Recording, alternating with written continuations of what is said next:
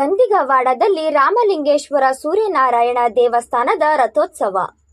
ಬೆಳಗಾವಿ ಜಿಲ್ಲೆ ಖಾನಾಪುರ ತಾಲೂಕಿನ ಗಂದಿಗವಾಡ ಗ್ರಾಮದಲ್ಲಿ ರಾಮಲಿಂಗೇಶ್ವರ ಸೂರ್ಯನಾರಾಯಣ ದೇವಸ್ಥಾನದ ಜಾತ್ರಾ ಮಹೋತ್ಸವ ಹಾಗೂ ರಥೋತ್ಸವ ನಡೆಯಿತು.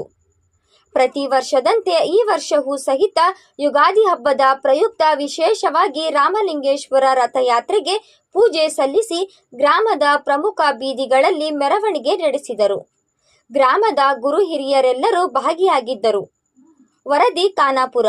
ವರದಿಗಾರ Nagappa Dumnalli. KS news 24x7. Gandigawad ಗ್ರಾಮದ ರಾಮಲಿಂಗೇಶ್ವರ ದೇವಸ್ಥಾನ ಗ್ರಾಮದ ರಾಮಲಿಂಗೇಶ್ವರ ತೀರ್ಥನ ಪೂಜೆ ಸಲ್ಲಿಸಿತು.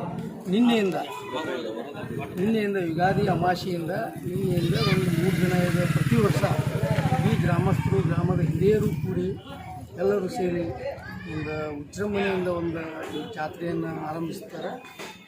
ಇದೇ ರೀತಿ ನಾವು ನಮ್ಮ ಹಿರಿಯರಿರ್ಬೋದು ಮತ್ತು ಇಲ್ಲಿರುವ ರಾಮಲಿಂಗೇಶ್ವರ ದೇವಸ್ಥಾನಕ್ಕೆ ಪೂಜೆ ಸಲ್ಲಿಸಿ ಎಲ್ಲ ಭಕ್ತಾದಿಗಳಿಗೆ ನಾಡಿನ ಸಮಸ್ತ ಜನತೆಗೆ ಆರೋಗ್ಯ ಆಯುಷ್ಯನ್ನು ಕೊಟ್ಟು ಈ ಭಗವಂತ ಎಲ್ಲರನ್ನೂ ಸಮೃದ್ಧಿಯಾಗಿ ಕಾಪಾಡಲಿ ಅಂತೇಳಿ ನಾಡಿನ ಜನತೆಗೆ ಯುಗಾದಿ ಹಬ್ಬದ ಶುಭಾಶಯವನ್ನು ಕೋರುತ್ತಾ ಈಗಿನ ರೈತ ಸಂಘ ರಾಜ್ಯಾಧ್ಯಕ್ಷ ರವಿ ಪಾಟೀಲ್.